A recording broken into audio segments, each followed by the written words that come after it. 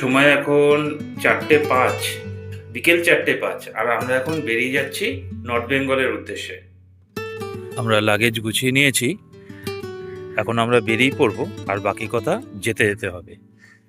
Good afternoon friends, Bong traveller and ফ্যামিলির নতুন ভিডিওয়ে আপনাদের সকলকে স্বাগত জানাই। এখন বাজে বিকেল 4:30। আমরা ছুটি কাটানোর উদ্দেশ্যে বহুদিন পর নর্থ বেঙ্গলের উদ্দেশ্যে যাত্রা করছি। নর্থ বেঙ্গলের লাটাগুড়িতে আমরা প্রথম স্টে করব।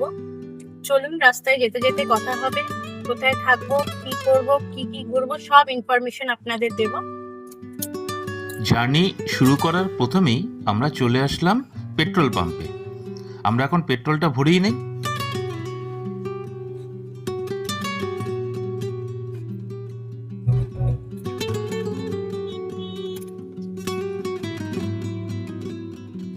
আমরা প্রায় 3500 টাকার পেট্রোল ভরিয়ে নিলাম।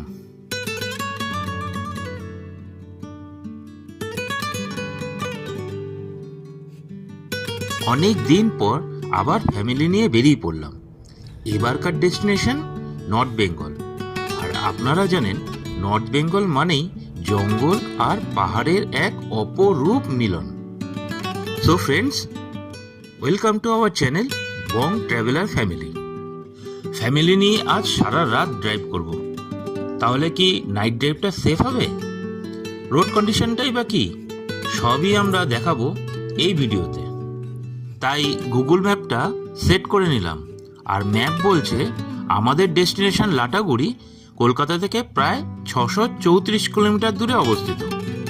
আর একটানা চালালে সময় লাগবে প্রায় 13 ঘন্টা। তা যাই বলুক, আমরা তো প্রতিযোগিতায় আসিনি, আমরা ধীরে সুস্থিতেই যাব।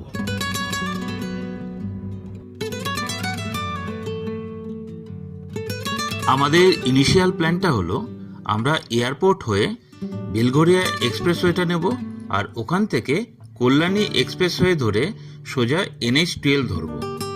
আর যেটা শুনলাম সেটা হলো, কাপা মোড় থেকে বড়জাগলি পর্যন্ত যেই ফ্লাইওভারটা এতদিন বন্ধ ছিল সেটা খুলে গেছে, তাই আমাদের যাওয়াটা খুব সহজ হয়ে গেল। আমরা এখন বেলঘরিয়া এক্সপ্রেসওয়েকে বিদায় জানিয়ে নতুনভাবে তৈরি হওয়া কল্যাণী এক্সপ্রেসওয়েটা ধরলাম। কল্যাণী এক্সপ্রেসওয়ের কিন্তু ফেরার রাস্তাটা এখনো তৈরি হয়নি।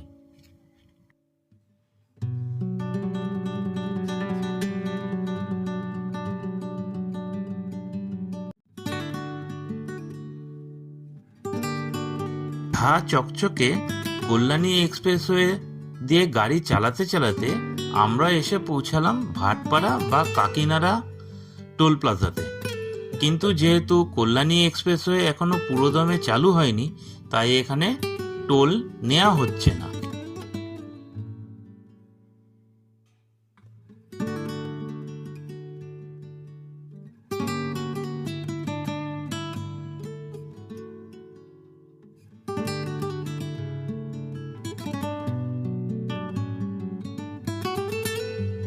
অনেক প্রতীক্ষার অবসান হয়েছে, খুলে গেছে কাপা মোড় থেকে বড়জাগুলি যাওয়ার ফ্লাইওভারটা। তাই নতুন এই পথের সাক্ষী হতে আমরাও উঠে পড়লাম এই নতুন ফ্লাইওভারে।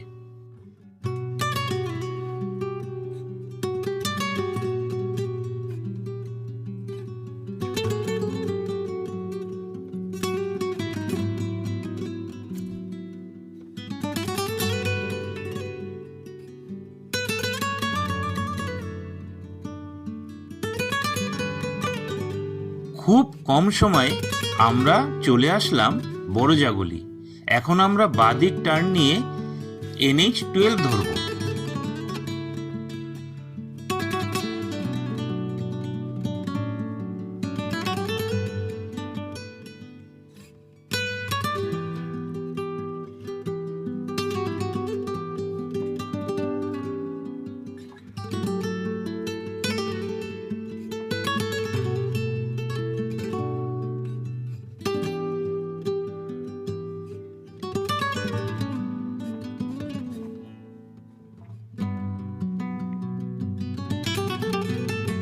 ন্যাশনাল হাইওয়েতে উঠলাম, আর টোল থাকবে না তা তো হতে পারে না।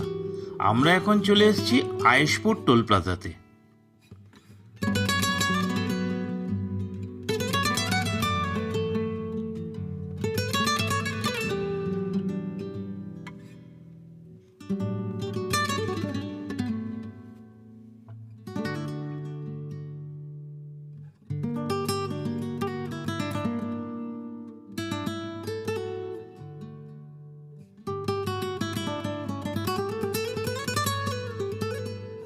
আজকে দেখছি রাস্তা খুবই ফাঁকা, তাই আমরা এখন চলে আসলাম রানাঘাটে। আর আমরা এখন এই মনোরমা হসপিটালের পাশ থেকে চলে যাচ্ছি। আমার মনে আছে একসময় এই রানাঘাট ক্রস করতে প্রায় 40 থেকে 50 মিনিট সময় লেগে যেত, কিন্তু এখন নতুনভাবে এই NH-12 তৈরি হওয়ার পর আমরা মোটামুটি 60-70 স্পিডে রানাঘাট আমরা ক্রস করে চলে যাচ্ছি।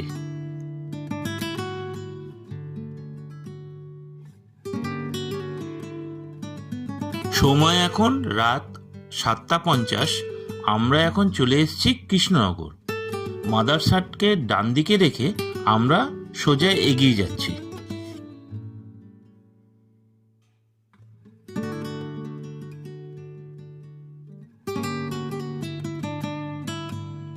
এখান থেকে ডান দিক দিয়ে গেলে বাতকুল্লা যাওয়া যায়।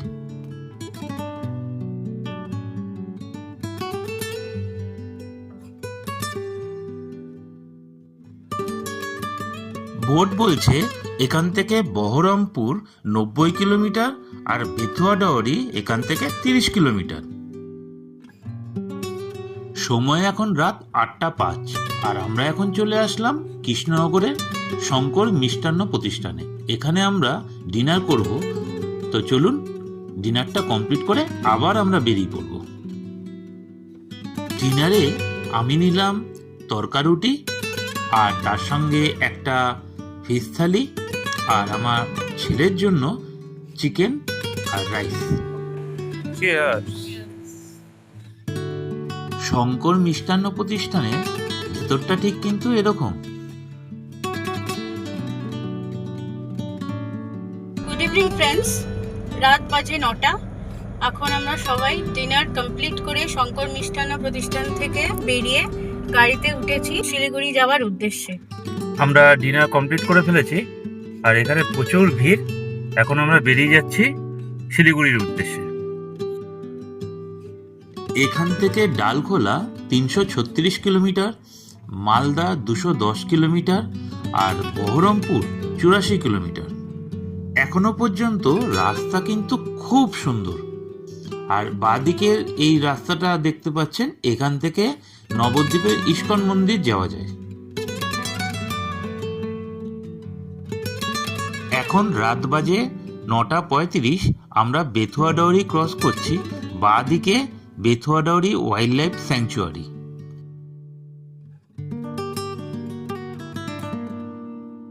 আবারও টোল চলে আসলো। রাত এখন 9:45। আমরা চলে আসলাম শালি বামুনডাঙ্গা টোল প্লাজা। এই টোল প্লাজাটা কিন্তু কৃষ্ণনগর বহরমপুর সেকশনের জন্য। আমরা এখন দেবগ্রামের ওপর দিয়ে যাচ্ছি, আর এখানে হাইওয়ে সম্প্রসারণের কাজ চলছে, তাই এখানে রাস্তা খুব খারাপ। যেহেতু আমরা রাতে জার্নি করছি, তাই রাস্তাটা আমরা ফাঁকা পাচ্ছি।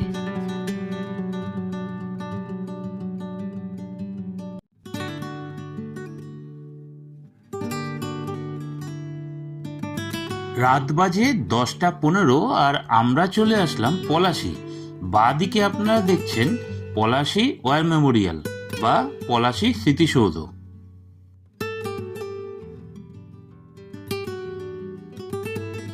আমরা পলাশী ক্রস করে এখন বেলডাঙ্গার ওপর দিয়ে যাচ্ছি, আর বেলডাঙ্গাতেও কিন্তু হাইওয়ে সম্প্রসারণের কাজ চলছে, কিন্তু কোনো জ্যাম নেই। আমরা স্মুথলি এগিয়ে যাচ্ছি।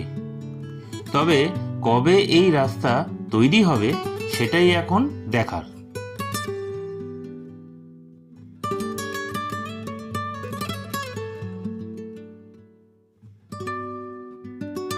রাত এখন 12:15 আর আমরা এখন চলে এসেছি আহিরন ব্রিজ।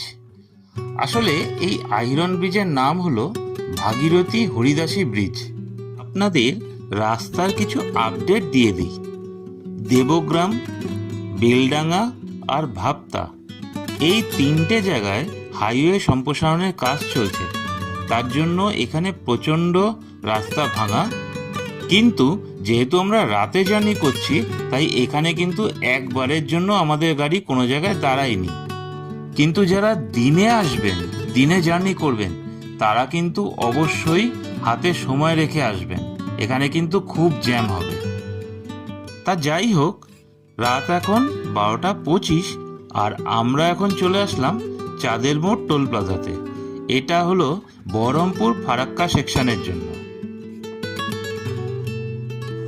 সময় এখন রাত 11:07। চলে এলাম আমরা পাপ্পুদা ধাবায় একটি ছোট্ট টি ব্রেকের জন্য।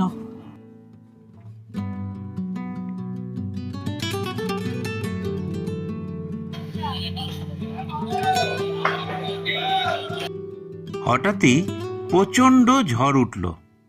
যাই হোক, ঝড়কে আমরা পেছনে ফেলে আমরা চলে আসলাম ফারাক্কা ব্যারেজ আর দেখতে থাকলাম নতুন ফারাক্কা ব্রিজ।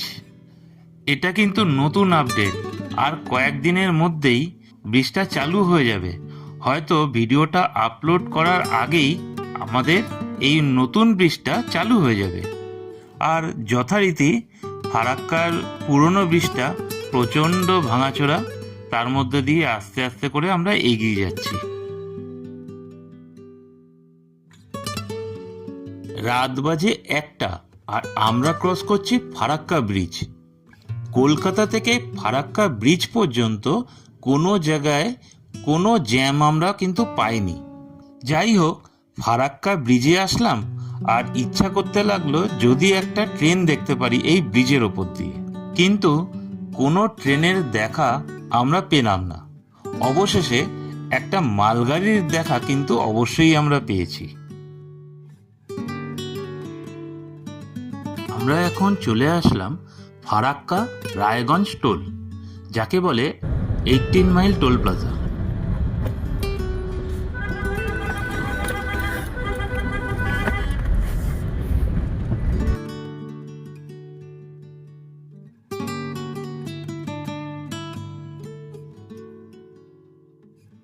আমাদের এতক্ষণের এই স্মুথ জার্নিতে বাদ সাধলো কালিয়াচক।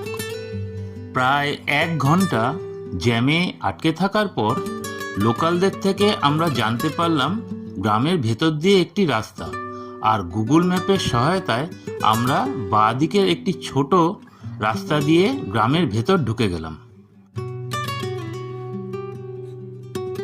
ফার্স্ট 1 কিলোমিটার রাস্তা তো ভয়ানক, কিন্তু সেই ভয়ানক রাস্তা ক্রস করে আমরা অবশেষে ভালো রাস্তায় পড়লাম। গ্রামের সেই সুন্দর রাস্তা দিয়ে আমরা যেতে যেতে পার করে দিলাম প্রায় 30 কিলোমিটারের মতন, আর এসে পৌঁছালাম মালদা। পেছনে ফেলে আসলাম বাহাদুরপুর, হলদিবাড়ি, মোথাবাড়ির মতন ছোট ছোট গ্রাম।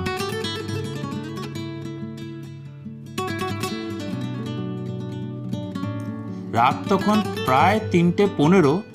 অবশেষে আমরা NH-12 আবার উঠলাম।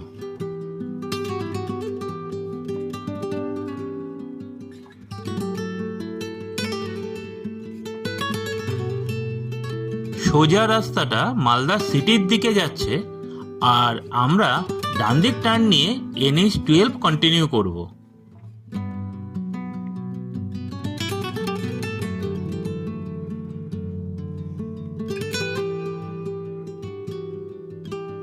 Good morning friends, good morning from Raiganj. সময় এখন সকাল 4:30 আর আমরা এখন চলে এসেছি রায়গঞ্জ বাইপাস। প্রথমেই টোলের ব্যাপারে বলি, আমরা রাজমাগ যাত্রা থেকে ইয়ারলি পাসটা নিয়েছিলাম। এই ইয়ারলি পাস 1 বছর আর ম্যাক্সিমাম 200টা টোল আমরা ক্রস করতে পারবো। আমাদের এখনো 1 বছর হয়নি, তাই এই ইয়ারলি পাস এখনো কন্টিনিউ। যারা হাইওয়ে রান করেন তাদের পক্ষে কিন্তু এই ইয়ারলি পাসটা খুবই জরুরি। এবার রাস্তার আপডেটটা আপনাদের দিয়ে দিই। দেবগ্রাম, বেলডাঙ্গা আর ভাপ্তা এই 3 জায়গায় রাস্তা সম্প্রসারণের কাজ চলছে। তার জন্য ওখানে খুবই ভাঙাচোরা রাস্তা পেয়েছি, কিন্তু জ্যাম কোনো জায়গাতেই ছিল না। ফারাক্কা ব্যারেজের ওপর কোনো জ্যাম ছিল না, কিন্তু আমরা জ্যাম পাই কালিয়াচকে। তার ফলে লোকালদের সাহায্য নিয়ে আমরা একটা গ্রামের ভেতর দিয়ে গিয়ে আমরা মালদাতে উঠি। মালদার পর থেকে এখনো পর্যন্ত এই রায়গঞ্জ পর্যন্ত রাস্তা কিন্তু খুব সুন্দর, না আছে কোনো জ্যাম, পুরো ফাঁকায় আমরা চলে আসতে পেরেছি।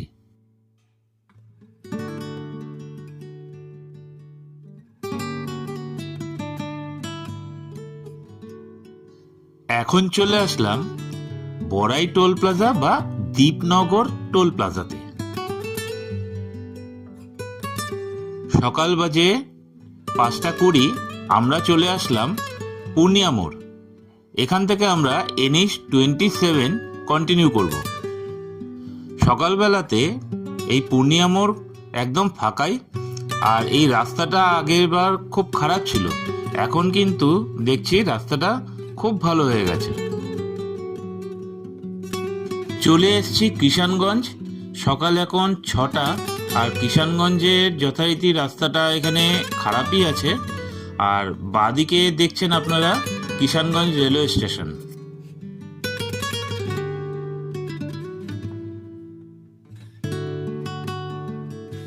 দু 2025 সালে প্রায় এরকমই সময় আমরা নেতারহাট গেছিলাম। খুব সুন্দর জায়গা। নেতারহাট রোড ট্রিপের ভিডিওটা ওপরে আই বাটনে আমি দিয়ে দিলাম, আপনারা যদি মনে করেন তাহলে একবার দেখে নিতে পারেন।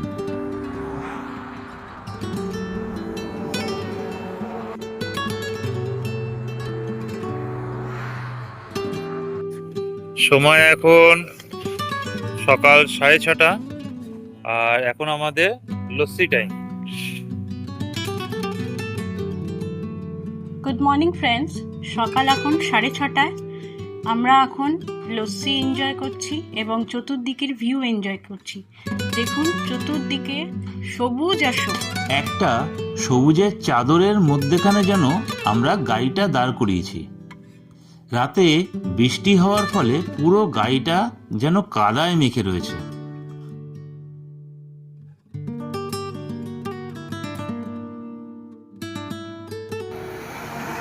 পুরো গাড়িটা তো আর মোছা যাবে না, সামনের কাজটাই শুধু মুছে নিলাম।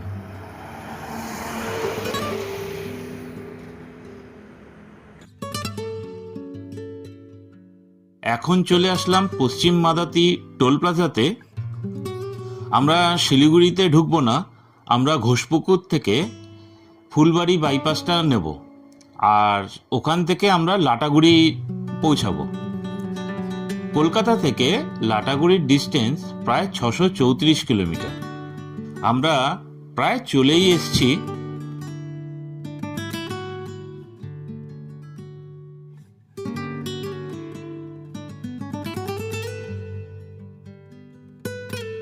আশা করি আপনাদের সম্পূর্ণ ইনফরমেশন আমরা দিতে পেরেছি।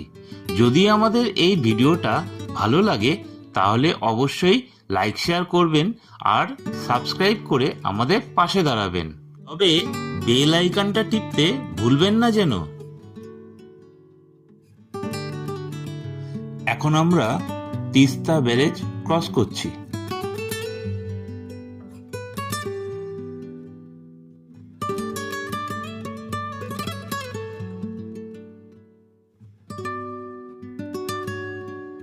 আমরা লাটাগুড়িটা জাস্ট ক্রস করে গরুমারা ফরেস্টের মধ্যে দিয়ে যাচ্ছি।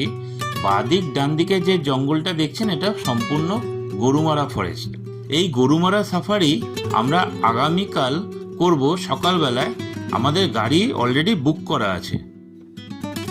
আমরা রিসর্টে কিছুক্ষণ রেস্ট নিয়ে ব্রেকফাস্ট কমপ্লিট করে তারপর আমরা আবার বেরিয়ে যাব সাইট সিন করতে। আজকে সাইট সিন করতে আমরা যাব সন্তলেখোলার সাইডটা, তার সাথে করব রকি আইল্যান্ড আর সামসিং। আর আগামীকাল আমরা সকালবেলায় গরুমারা জঙ্গল সাফারি করব। পরে আমরা বিন্দু আর ঝালং করব। আর এই দুদিনের যত আমরা সাইট সিন করব সেটা আমরা নেক্সট এপিসোডে আপনাদের দেখাবো। যাই হোক, আমাদের রিসর্ট চলে এসছে। রেজিস্ট্রেশন প্রসেস কমপ্লিট করে রুম ডিটেলসটা আপনাদের দিয়ে দিচ্ছি।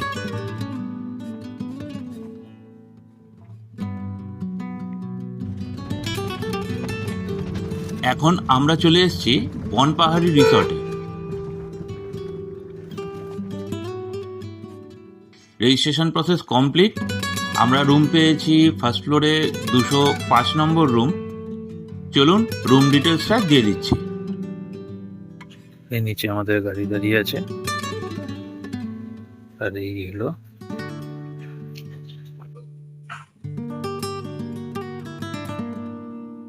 আমরা এখন আছি লাটাগুড়ির বনপাহাড়ি রিসর্টে। রুমটা খুব সুন্দর। এখন আপনাদের রুমটা আমি দেখিয়ে দিই। এখানে একটা বড় সাইজের বেড আছে, 2 জন অ্যাডাল্ট 1 জন চাইল্ডের পক্ষে খুব ভালো মতন হয়ে যাবে। এইদিকে টিভি,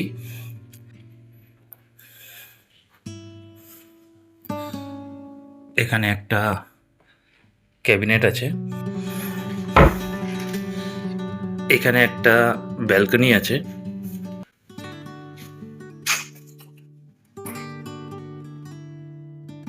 ব্যালকনিটা ছোট কিন্তু খুব সুন্দর। আর ব্যালকনি থেকে এই ভিলেজ ভিউ। এখানে একটা বড় সাইজের মিরর আছে। চলুন এবার বাথরুমটা দেখিয়ে দিই। বাথরুমটা কিন্তু খুব পরিষ্কার পরিচ্ছন্ন। শাওয়ার, কমোড,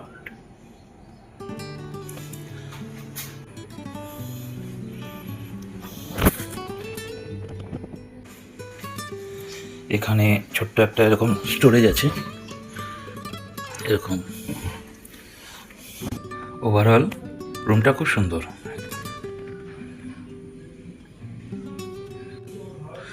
আর সিলিংটা দেখুন।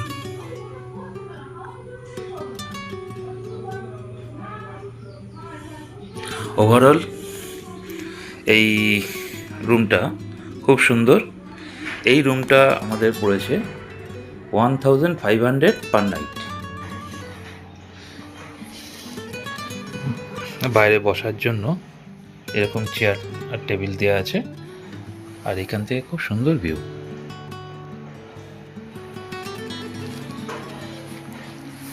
এই সামনের দিকটা গেলে মূর্তি রিভার।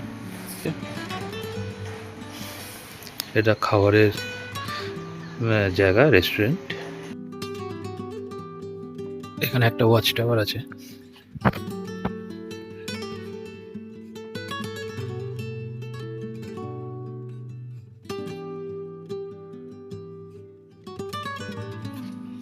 সুন্দর। এখানে ছোট ছোট কটেজ আছে। তাহলে ভিডিওটা এখানেই শেষ করছি। সবাই ভালো থাকবেন, সুস্থ থাকবেন। দেখা হবে নেক্সট এপিসোডে।